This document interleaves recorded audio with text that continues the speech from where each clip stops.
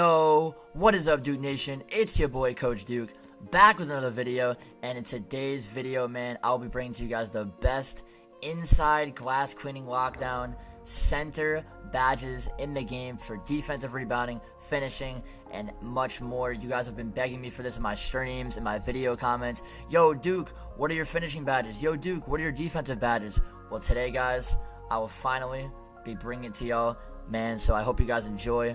Make sure you guys drop a like on this video. Let's get 100 likes. Share it up with your friends. And if you guys are new to my videos and to my channel, drop a sub and hit that notification bell and turn on all notifications so you guys know when I go live and drop more bangers, man. And here we go. So let's get into the badges, man. Let's get into these badges. Let's go to badges. And first, we're going to start off with my defensive rebounding. So as you guys can see, I get 30 badge upgrades on my defensive and rebounding. So this is the main part of my build right here. I'm going to break it down for you. So basically, I kind of broke it down in the tiers in my head. So pretty much the most important badges you want, these are the ones that I have on Hall of Fame: brick wall, box, intimidator, pogo stick, worm, and rebound chaser. Now, the main ones that you want on Hall of Fame off rip, obviously, in my opinion, are brick wall, rebound chaser, and box. Now, people have been, talking about, should I put box on gold or Hall of Fame? Should I put worm on gold or Hall of Fame?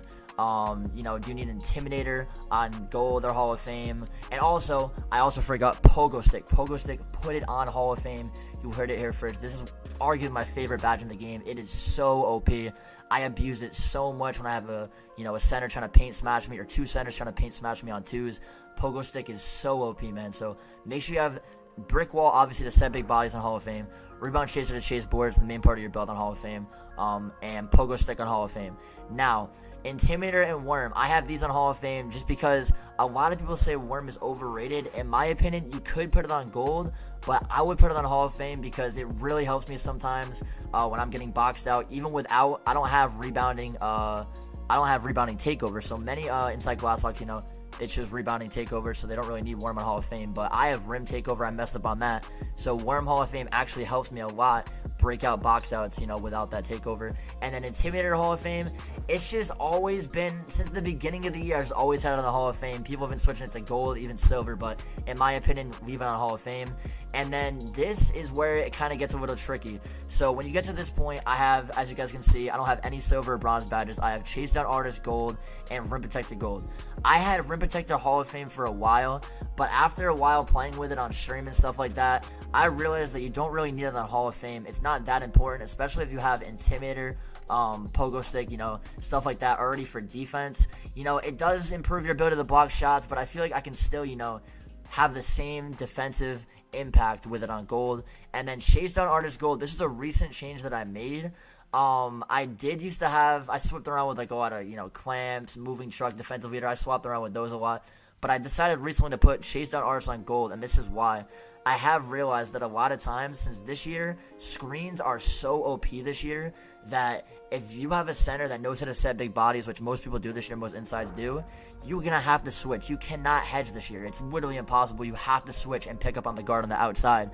And they're going to try to abuse your speed and try to rim run, get easy, blow-by dunks or blow-by layups. So having this chase down artist on gold, once they get that first step on you, if you can try to, chase them down no matter how slow you are, this gold chase down artist can actually help you get, pin blocks, chase down blocks, just knock it out of their hands from behind. It's very useful, so I have noticed that this is very useful. So this is my defensive rebounding setup, guys. Like I said, I saw a lot of people put interceptor on like silver, even gold. Now here's my center interceptor, guys. You guys already know, man. I'm the passing lane demon, man. I'm the passing lane demon. We have my own emote for it.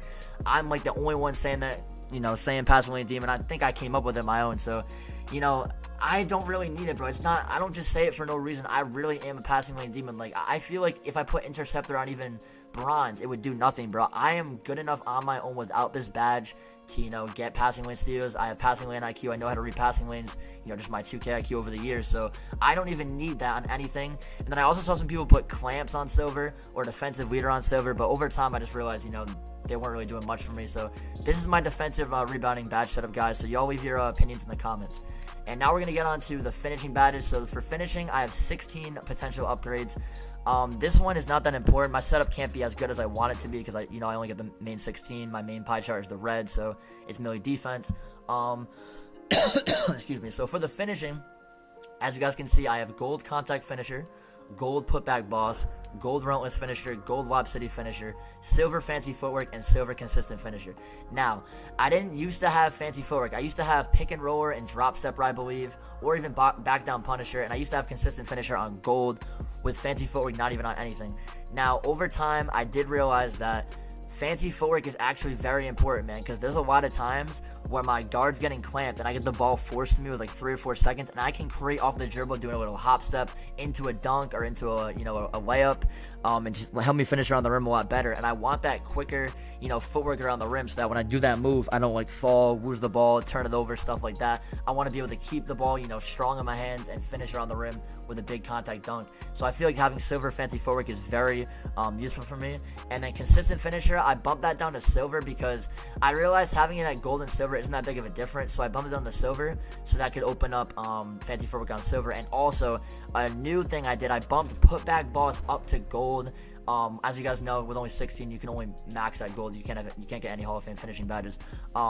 So I put back boss at gold, man, because I've noticed that a lot of times around the rim, I be getting offensive rebounds, putting it back up, missing, and I can never really finish. Now, that is how the interior defense is this year. You can't, make as many BS layups. You still can a little bit, but I feel like with the gold putback boss, it'll really help me finish around the rim better with contact dunks off rebounds and even layups. I can finish more on the rim, so I put that on gold. That's very important.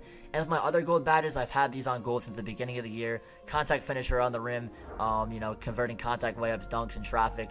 People in the paint, relentless finisher, obviously, one of the most important finishing badges over the years. Reduces the fatigue with continually finishing at the rim with contact, get my contact dunks, not having an impact on me, stuff like that. And then lob city finisher, lobs are huge this year, man. Everyone knows it. It's no secret now. That's how you get the most rep, catching lobs, throwing lobs. That's how you get the most rep this year in park games, pro-am, rec, anything. That's how you get the most reps. So lob city finisher, I'll have that on because it's an easy bailout. You got to switch with the guard in the paint, throw the lob up, you're going to catch it every single time. So lob city finisher, very important. So this is my finishing badge setup, guys. And like I said, this is mainly set up for how I played. I did not make a Shaq type build this year. I did make a video on that, but I didn't make a Shaq type build. This is more of an inside glass lock build, to get stops for my guards, catch lobs, finish around the rim off pick and roll, stuff like that. This wasn't a build to, ISO, drop step, score in the paint. I made this build to complement my solid guards that I play with and, set them big bodies, get them open, get boards, and get stops pretty much. So, but like I said, for 1v1 events like that, you guys see me switch around my badges. Like for 1v1 events, I'll put acrobat on, back down punisher on, drop stepper, deep hooks, take off, lob city finisher, obviously, change it up a little, for those. Same thing with the defensive rebounding badges. It's going to be different, for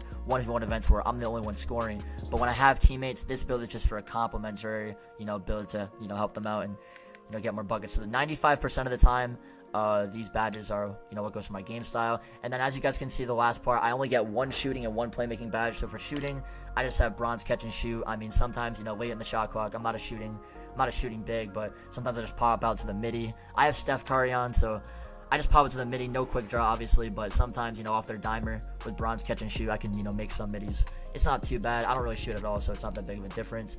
And then for my playmaking, I just chose break starter because, mostly every event is 3v3, and mostly every event when you play bums, you want to, get the board and your guards leak out, so you want to at least break starter a little bit to, help do that without, preventing turnovers. So I have break starter on, and when I play threes, I play threes more than twos. Lately, I haven't played a lot of twos, but I'm mainly a threes player, so that helps on threes as well, throwing the ball down the court. So that'll bring it to the end of this video, man. I hope all you guys enjoyed. Like I said, if you guys like these badges, let me know in the comments. If you don't like my badge setup, let me know in the comments. I read every single comment, guys. I'm not Hollywood. I read all of my subs comments on every single video. I like every single comment. You guys will notice that. And if you guys ask me a question, say your opinion, I always respond with my opinion back. So y'all stay tuned. Make sure you guys leave a like on this video. Like I said, let's get 100 likes. 100 plus likes on this video would be nice. If you guys are new, drop a sub and turn on all notifications so you guys know when I go live and drop more bangers. We stream every single day. I'm going to be grinding so hard over Winter Madness. You see the sub count, man, 6810, 7K within the next couple of days easily, man. I know we can do it. So let's keep grinding, man. Let's get it. And I hope you guys all enjoy. And I'm out, man. Peace. Enjoy.